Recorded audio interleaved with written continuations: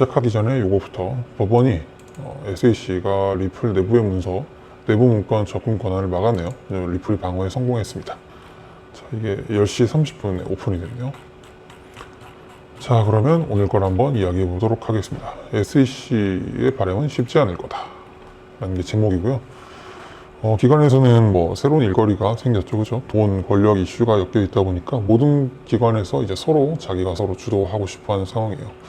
FED 쪽에서도 크립토 규제가 최우선 과제라고 이야기를 하고 있고요. BOA, 뱅크 오브 아메리카, 시티그룹, 웰스파고 이런 데서도 똑같이 크립토 규제에 대해서 이야기하고 있고, SEC, 게리 겐슬러도 빨리 의회에 규제가 필요하다고 이야기를 하고 있어요. 그 이유가 뭘까 싶으면 여기 볼게요. 다양한 이유가 있겠지만 역시나 돈을 찍어낼 수 있는 새로운 근거가 발견이 됐는데, 코인하는 사람들이 많아지기까지 해서 어떻게 보면 이제 다수의 동의까지도 담보가 된 상황이고, 그렇다 보니까 이제 이런 유동성을 제공했을 때 생기는 장단점, 그리고 여기에 대한 은행, 그리고 규제기관, 송금기관들이 같이 모여서 아주 그냥 환장하는 그런 상황이 아닌가 싶어요. 업비트에 적혀있는 평가 금액, 이 사이버머니를 이제 팔지 않더라도 리얼월드, 한국, 전 세계에 통용시킬 생각을 하니까 이게 서로가 본인 쪽에 유리한 쪽으로 상상을 하는 약간 그런 동상이몽인 상황인 것 같아요. 아무튼 뭐 규제기관은 뭐 그렇다고 칩시다. 자, 그럼 이제 엑센추어라는 회사에 대해서 한번 이야기를 해보겠습니다. 엑센추어는 컨설팅 회사요. 얘들이 가장 최근에 뭘 했느냐면 이제 칸 영화제에서 이런 걸 하나 컨설팅을 받아서 했어요. 칸 영화제가 단순히 이제 막 영화제 1, 2, 3등 뭐 이런 걸 매기고 이게 아니라, 얘네들은 좀 더 어떻게 하면 자기들이 더 저명한 행사가 되고 더 많은 사람들에게 영향력을 끼칠 수 있을까를 이제 고민하는 그런 애들이에요. 어떻게 하면 더 많은 이제 유명 인사들이 모여서 시너지를 낼 수 있을까, 이런 걸 갖다 얘네들은 바로 엑센추어라는 회사한테 컨설팅을 한 거예요. 보통 영화제는 네트워킹이라는 게 되게 중요하거든요. 저도 이제 뭐 코인 행사를 가면 네트워킹 이게 되게 중요한데, 이렇게 엑센추어 이노베이션 프로그램이 있었어요. 근데 지가 아무리 인사라고 하더라도 공간적으로 시간적으로 만날 수 있는 사람은 한정돼 있고 확률이에요. 만약에 unimportant people, 진짜 안 중요한 사람이랑 한번 이야기가 트이기 시작하면 되게 중간에 나가기도 되게 애매해요. 근데 이걸 갖다가 해결해 준 게 바로 브레인 데이트라는 시스템이에요. 데이팅 앱 같이 만들어 놓고 내가 이런 사람이라고 열심히 해놓으면 그런 사람들끼리 초대장 있는 사람들이 서로가 서로를 보면서 미팅을 하는 거예요. 아니다 싶으면 빠르게 넘길 수도 있고, 다양한 실무자도 바로바로 만날 수가 있어요. 이렇게 비즈니스적으로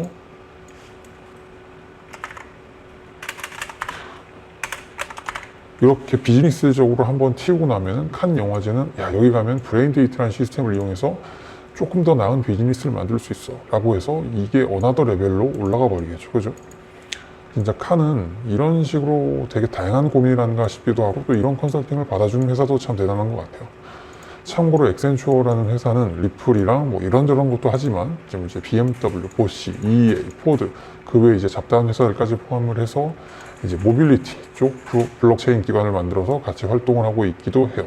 솔직히 리플이 여기서 왜 들어가는지 잘 모르겠지만 아무튼 뭐 그렇습니다. 그리고 디지털 달러 백서 한번 볼까요? 이제 CFTC라는 기관의 전 위원장인 크리스토퍼 지안칼로라는 회사 사람이 퇴직을 하고 이걸 만들었어. 디지털 달러 재단을 만들었어요. 그리고 엑센추어랑 같이 공동으로 디지털 달러 백서를 만들었어요. 디지털 달러 프로젝트, 이렇게. 그래서 CBDC의 유동 방안, 그리고 실제 운용을 위해서 필요한 이제 일정까지도 포함이 되어 있어요. 그리고 디지털 달러 시범 운용을 위한 테스트 프로그램까지도 개발할 예정이래요. 제가 여기 궁금한 게 이거 있어요. 이 지가 뭔데? 그죠? 어찌됐건 시간은 더 걸리겠지만 결국 미국의 경제 시스템은 여기로 나아가야 된다고 주장했던 그런 이제 그룹인데, 아무튼 여기서 이제 중요한 건 CFTC, 엑센추어, CBDC 뭐 이 정도까지 일단 생각을 해둡시다. 자, 그럼 이제 엑센추어가 이 디지털 달러를 어떻게 쓸 것인가를 한번 볼게요. 엑센추어는 컨설팅 업체, 그죠? 그리고 본인의 인맥과 비즈니스 파트너를 하나의 장기말로 생각을 해서 커넥션 비즈니스를 구축하는 게 얘네들 일이에요. 그리고 엑센추어는 그걸 위해서 예측 보고서를 만들어서 전 세계에 뿌려요. 이렇게. 여기 보면 6페이지에 보면 이게 나와요. 여기 보면 나오는데, 여기 페이지에 보면 이 부분이 나오는데, 그 글로벌 결제 수익이 2025년까지 어마어마하게 늘어날 건데 은행 간의 송금 결제는 송금 결제는 유지 또는 하락하고 디지털 결제 수단을 이용한 결제 수익이 어마어마하게 늘어난다라는 부분이 들어가 있어요. 15%까지 늘어난다. 그죠? 그래서 이게 뭐냐? 야, 우리 통해서 해외 결제 솔루션 라인에 구축한 거에 니들이 참여하지 않으면은 니들 나중에 수익이 개박살 날 거다. 라고 얘기하는 거예요. 근데 얘들은 컨설팅이니까 이걸 이제 어떻게 이용할지, 어딜 걸 이용할지도 대충 나와 있어요. 바로 여기 보면 5페이지에 Finally, Ripple is using 어쩌고저쩌고 뭐 블록체인 테크놀로지, 뭐 크로스 보더 페이먼트 적혀 있는데 여기 보면 이제 5페이지에 나와 있죠, 그죠? 자, 리플은 뭐 아시다시피 엑센추어의 리플 파트너, 그죠? 서로 간의 파트너십을 맺은 회사예요. 근데 여기서 리플이 왜 엑센추어 파트너로 들어가 있을까? 이게 중요하죠. 이 리얼머니랑 블록체인 간의 간극을 메꿔주는 역할에 적합하다고 서로가 서로를 어필해 왔기 때문에 상대방을 서로 간의 비즈니스 파트너로 인정했기 때문이라고 저는 보고 있어요. 이렇게. 그리고 최근에 엑센추어가 송금회사 스위프트와 함께 CBDC에 대한 논문을 발표를 했어요.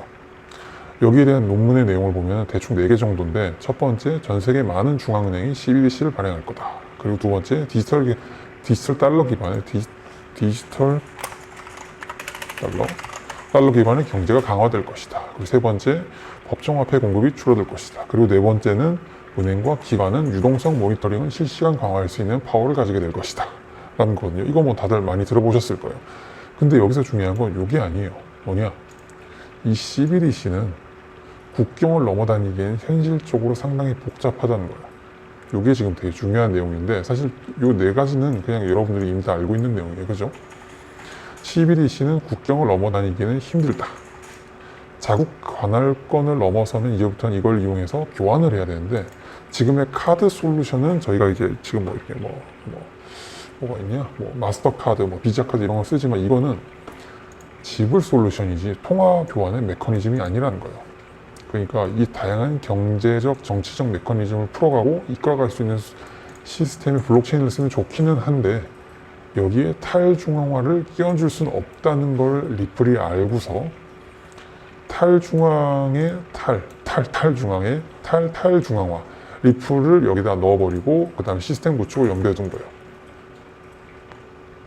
그럼 아까 위에서 엑센추어의 파트너로 리플이 들어간 게 이유가 유추가 되겠죠, 그죠? 리플을 기반으로 해서 전 세계 CBDC를 포함해서 결제 솔루션을 묶는데 이만한 게 없다는 거예요. 풍부한 자금, 그리고 강력한 정관 이유, 그리고 적절한 기술력, 그리고 블록체인 솔루션이니까 엑센추어는 이걸 기반으로 해서 전 세계를 대상으로 컨설팅을 하겠다라고 마음을 먹은 거죠, 그죠? 자, 그럼 이제 아까 그 라인업 CFTC, 엑센추어, 리플, CBDC, 스위프트까지 이제 라인업에 추가가 되었어요, 그죠? 자, 그럼 여기서 리플에 소송을 건 SEC는 어떻게 관여를 할 것인가를 한번 볼게요. 보통 SEC는 크립토 소송을 제기를 하고 클로징까지 걸린 시간을 여기 통계를 누가 내놨더라고요. 평균 343일이 걸렸고 극단적인 애들 몇몇 끝에랑 엄청 긴 애, 엄청 짧은 애를 제외하면은 평균적으로 305일이 걸렸어요. 여기에 지금 선이 닿아 있는 애들은 현재 진행 중인 애들이에요. 그리고 리플이 여기에 두 번째 있죠, 그죠? 개수로 따지자면 75건이고요. 43건은 소송이 완료가 됐고, 소송 중이고, 32건은 행정 절차로 SEC 내에서 갱치들끼리 사바사바해서 해결이 됐어요. 자, 여기 보시면은 이렇게 개수랑 건수가 나오는데, SEC는 더 많은 규제가 필요하다고 이야기를 했어요. 왜 그러냐? 여기 보면 재밌는 발언이 표현이 되어 있는데, 여기 한번 봅시다. 여기 보시면 sometimes라고 되어 있거든요. sometimes commodity, sometimes security. 뭐냐면 때로는 상품인데 때로는 주식인 애들이 거래소에서 거래될 때 투자자를 보호해야 된다라고 적혀 있어요.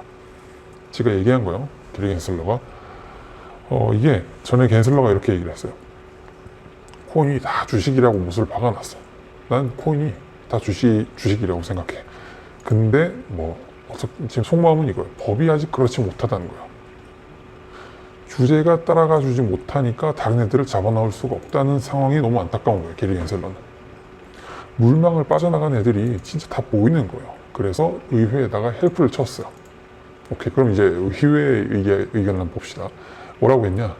의회는 여기에 대해서 움직일 생각이 없다라고 못을 박아놨어요. 왜 그럴까요? 그 위에 보면 이렇게 적혀 있었어요. 이해하는데 시간이 좀 걸린다라고 적어놨거든요. 근데 제가 볼 때는 이해가 문제가 아니에요. 뭐냐? 파워 게임.